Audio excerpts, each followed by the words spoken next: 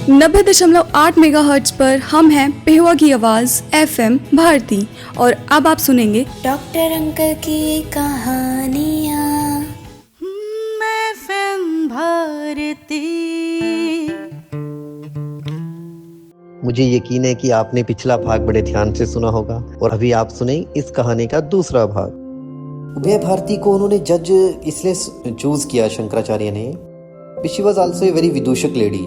उसको भी बहुत ज्ञान था, शास्त्रों का ज्ञान था और उसको ये भी पता कि बड़ी अनबाइज्ड है वो। मतलब कोई क्या कहते हैं ना, वो कोई पक्षपात नहीं करेगी। मतलब वो उसी को सही कहेगी भी जो सही है। तो लेडीज ही होती है ना। उसने कहा भी मैं आप 24 घंटे थोड़ी बैठ के आपकी वाद विवाद सुनूंगी। उसने क्या किया, उन दोनों के गले के अंदर है ना एक एक फूल की माला डाल दी। भाई जिसकी माला पहले मुरझाएगी ना वही हार गया बस। तो कहते हैं भाई 18 दिन तक है ना दोनों का वाद विवाद चलता रहा। दोनों अपने अपने तर्क देते रहे भी मैं बढ़िया हूँ या भी जो मैं मानता हूँ वो सही है। मंडन मिश्रा कहता रहा भी मैं मतलब अपने फेवर में तर्क देता रहा हूँ। 18 दिनों के बाद मंडन मिश्रा के गले के फूलों की माला का एक फूल मुरझा गया। तो कहते हैं कि उभय भारती ने उसको लूजर डिक्लेयर कर दिया भी नहीं आप हार गए हो। अगर हम आजकल के टाइम में देखें ना तो हम आधा घंटे तक अपने टीचर से भी बहस नहीं कर सकते। और वो कहते हैं कि 18 दिनों तक वो लगातार एक दूसरे से बहस करते रहे, भाई बात करते रहे एक दूसरे के साथ। और 18वें दिन के बाद मंडन मिश्रा के मन में थोड़ा सा गुस्सा आ गया भी मैं हार रहा हूँ। तो हारने के बाद थोड़ा गुस्सा आ जाता है ना, और गुस्से से कहते हैं भी बॉडी का टेम्परेचर बढ़ जाता है। और बॉडी के टेम्परेचर बढ़ने के कारण वो जो फूल की माला थी वो थोड़ी सी मुरझानी चालू हो गई थी। तो उसके बाद मंडन मिश्रा जी हार गए और कहते हैं कि उन्होंने उसकी संन्यास ले लिया। परंतु उससे पहले शारदा देवी जी क्या बोले, उभय भारती जो उसकी वाइफ थी, भाई ये मेरा हस्बैंड है और मैं अर्धांगिनी हूँ, अभी तो मेरा आधा ही आ रहा है, अभी आप मुझे भी हराओ। तो वो बोले अभी ठीक है मैं आपको भी हरा दूंगा। तो उभय भारती जी जो उनकी वाइफ थी, शंकराचार्य ने कहा भाई आप किस विषय में मुझसे वाद विवाद करना चाहते हो। तो उन्होंने कहा, उभय भारती ने चालाक थी ना वो भी, तो उनको पता था भी ये तो सन्यासी है, जन्म से सन्यासी है, तो इसको सेक्स के बारे में कुछ नॉलेज नहीं होगी। भाई जो स्त्री पुरुष का संबंध होता है उसके बारे में कोई नॉलेज नहीं होगी। तो उसने उसके सामने भाई मैं काम शास्त्र के ऊपर आपसे विचार विमर्श करना चाहती हूँ। बेटे जो काम शास्त्र है ना, जो सेक्सोलॉजी है, आप जानते हो इसको किसने लिखा था? मतलब it was written by Vatsyayana. ये वात्स्यायन ने लिखा था और वात्स्यायन ने इसको किसी अपनी वाइफ को या अपनी प्रेमिका को डिक्टेट नहीं किया था। He dictated all the things to his mother. Vatsyayana ने ये पूरा शास्त्र अपनी माँ को बताया भी ये होता है।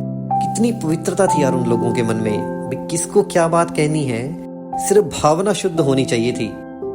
वर्ड का, अक्षरों का तो कोई महत्व ही नहीं है। अगर आपकी भावना सबसे शुद्ध है ना तो आप किसी को कुछ भी कह सकते हो। भावना साफ होनी चाहिए। काम शास्त्र जैसा आजकल के जमाने में कहें तो भाई बेशर्मी वाला विषय है। वात्स्यायन जैसे ऋषि ने अपनी मदर को डिक्टेट किया, अपनी मदर को सुनाया। बहुत बड़ी बात है अपने लिए ये। चलो, तो उभय भारती ने कहा भी मैं आपसे काम शास्त्र पे वाद विवाद करना चाहती हूँ। उसको पता था कि शंकर तो बाल ब्रह्मचारी टाइप का बंदा है और इसको तो कुछ पता ही नहीं है इस सब बारे में। तो शंकर ने कहा भाई रुक जाओ, मेरा इस बारे में कोई नॉलेज नहीं है और मैं आपसे थोड़े दिनों बाद इसके ऊपर प्रिपेयर करके फिर आता हूँ। तो कहते हैं कि भाई शंकराचार्य ने कहा अपने शिष्यों को भाई कोई बंदा देखो, प्रेफरेबली कोई राजा जो मरने ही वाला हो या अभी मरा हो। तो कहते हैं कोई पड़ोस का ही राजा था, वो मर गया था उस वक्त, छोटी उम्र में ही चल बसा था वो, और उसकी शादी शुद्धि हो चुकी थी। कई रानियां थी उसकी, राजाओं की तो कई रानियां होती हैं। तो जी कहते हैं कि भी भगवान शंकर ने उसके शरीर में प्रवेश कर लिया। इस विद्या को कहते हैं भाई पर काया प्रवेश विद्या, कुछ ऐसे कहते हैं इसको। भाई दूसरे के शरीर में हम खुद प्रवेश कर सकते हैं, भाई हमारी आत्मा प्रवेश कर लेगी।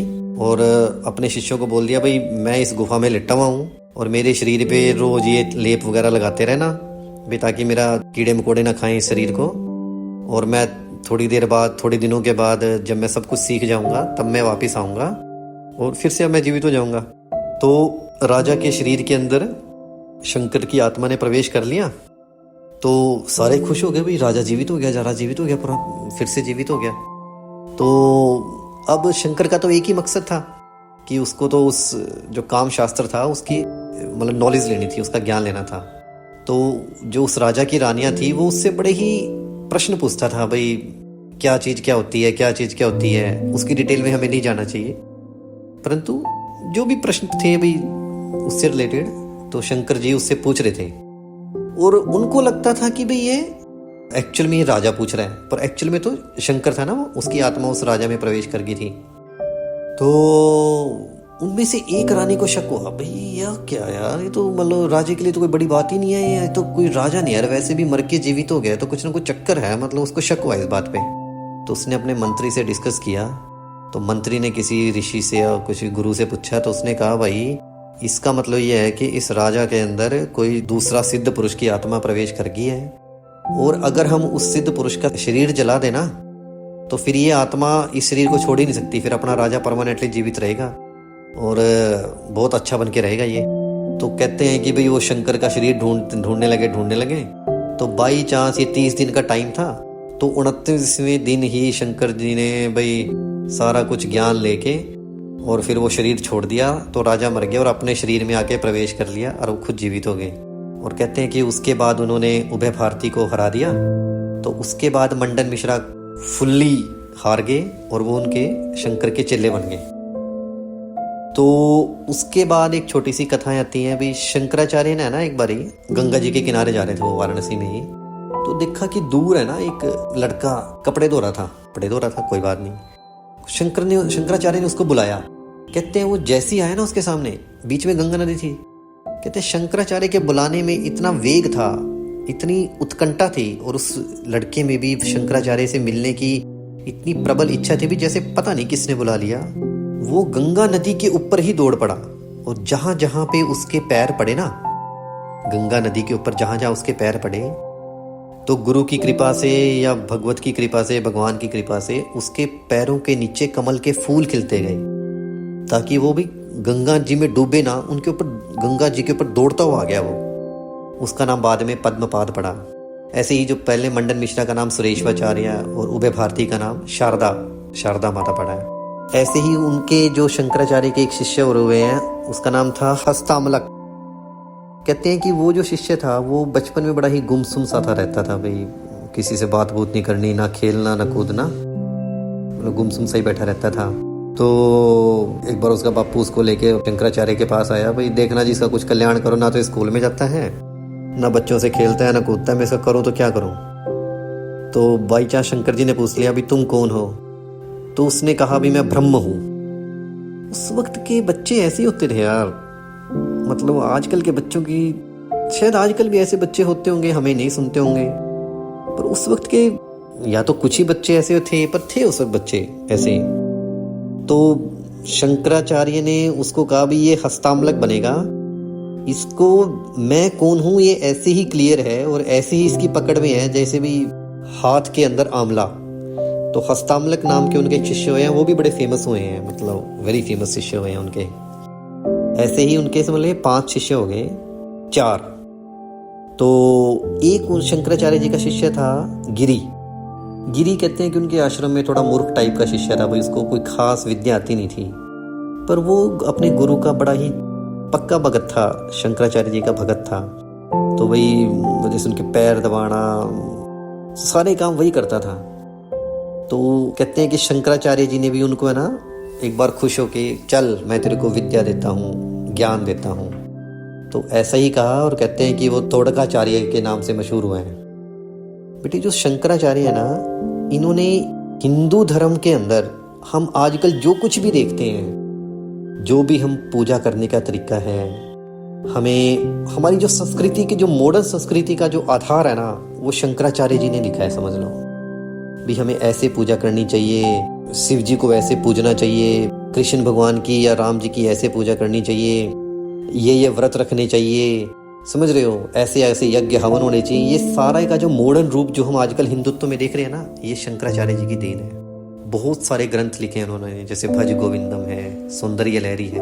और वो जो ग्रंथ है ना, वो कोई प्रोज नहीं है, प्रोज समझते हो ना, ये कोई पैराग्राफ की फॉर्म में नहीं है, वो ज़्यादातर कविताओं की फॉर्म में है, जिनको पढ़ने में भी शायद बहुत मज़ा आता है।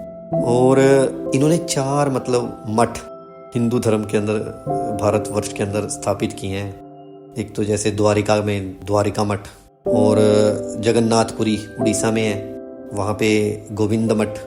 फिर श्रृंगेरी मठ, श्रृंगेरी मठ में कहते हैं कि उन्होंने वहाँ पे इसलिए बनाया भी वहाँ पे सांप और मेंढक दोनों साथ साथ रह रहे थे, तो उनको लगा कि तो बहुत पवित्र जगह है भाई, तो वहाँ पे उन्होंने श्रृंगेरी मठ बनाया। फिर एक ज्योतिर्मठ, जिसको आजकल जोशी मठ कहते हैं, जिसमें कुछ टाइम पहले वो दरारें नहीं पड़ गई थी भाई, दरार पड़ गई थी और ऐसा लगा भी सारा नगर ही खत्म हो जाएगा तो वो जोशी मठ भी शंकराचार्य जी का ही बसाया हुआ है। बद्रीनाथ धाम है ना जहाँ पे मंदिर है, और सॉरी केदारनाथ मंदिर भी भगवान शंकराचार्य जी का ही बनाया हुआ है, मतलब उन्होंने ही उसकी प्राण प्रतिष्ठा करी थी भाई यहाँ पे ही भगवान ये मंदिर बनेगा। और देखो उस वक्त तो कोई साइंस नहीं थी, जब केदारनाथ में पूरी ट्रेजेडी आई थी तो कहते हैं सिर्फ मंदिर प्रेमाइस ही बच गया था, बाकी सारा खत्म हो गया था।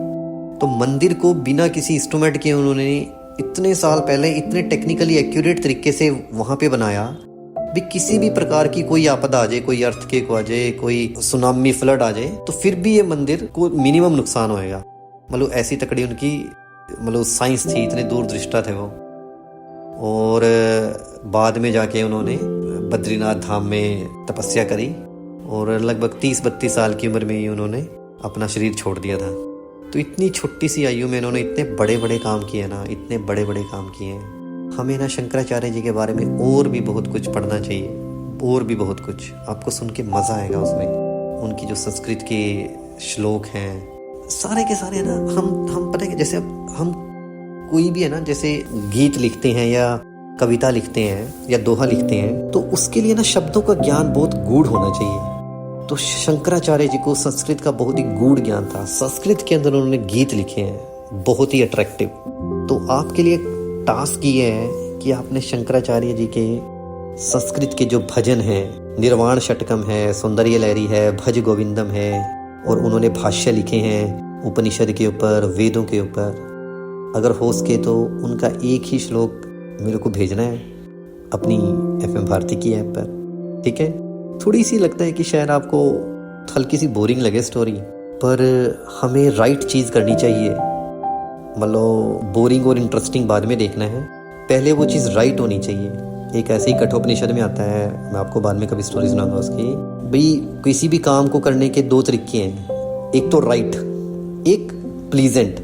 भाई एक अच्छा तरीका है, एक तो सही तरीका है, और एक आनंददायक तरीका है। उसने ये नहीं कहा गलत तरीका है।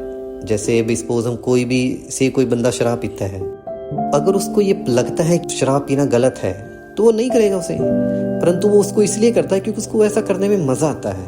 तो ऐसे ही कठोपनिषद में कहा है भी one is right, one is pleasant. उसने उसको रॉन्ग नहीं कहा, one is right, one is pleasant. तो हमें हमेशा राइट करना चाहिए। 90.8 मेगाहर्ट्ज पर हम हैं पिहोवा की आवाज FM भारती, और आप सुन रहे हैं डॉक्टर अंकल की कहानियाँ। FM भारती। ऐसे ही ये स्टोरी थोड़ी हल्की सी बोरिंग लगे, पर राइट चीज़ है ना, तो हमें सुननी चाहिए। आगे भी मैं आपके सामने ऐसी ऐसी स्टोरी जरूर लेके आऊँगा। आपके लिए इस कहानी से प्रश्न ये है बच्चों कि आदि शंकराचार्य का ना अभी थोड़े टाइम पहले एक स्टैचू बनाया, एक मूर्ति बनाई है। बल्कि जो अपने MP के एक्स CM थे शिवराज सिंह चौहान, उन्होंने उसका इनॉग्रेशन किया था, और बहुत ही ऊंची प्रतिमा है वो। उस मूर्ति का क्या नाम रखा है उन्होंने? जैसे सरदार वल्लभ भाई पटेल की मूर्ति का तो स्टैचू ऑफ यूनिटी रखा है ना, ऐसे ही उस मूर्ति का एक नाम रखा है। आपने ये बताना है मेरे को कि जो आदि शंकराचार्य की जो मूर्ति बनी है ओंकारेश्वर में, उस मूर्ति का नाम क्या है। Okay, bye.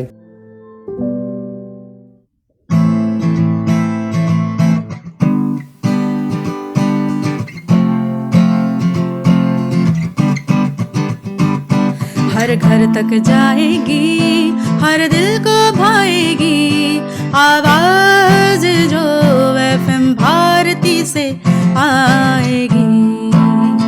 दिलों के पास पिहोवा की आवाज 90.8 मेगाहर्ट्ज पर आप सुन रहे हैं FM भारती।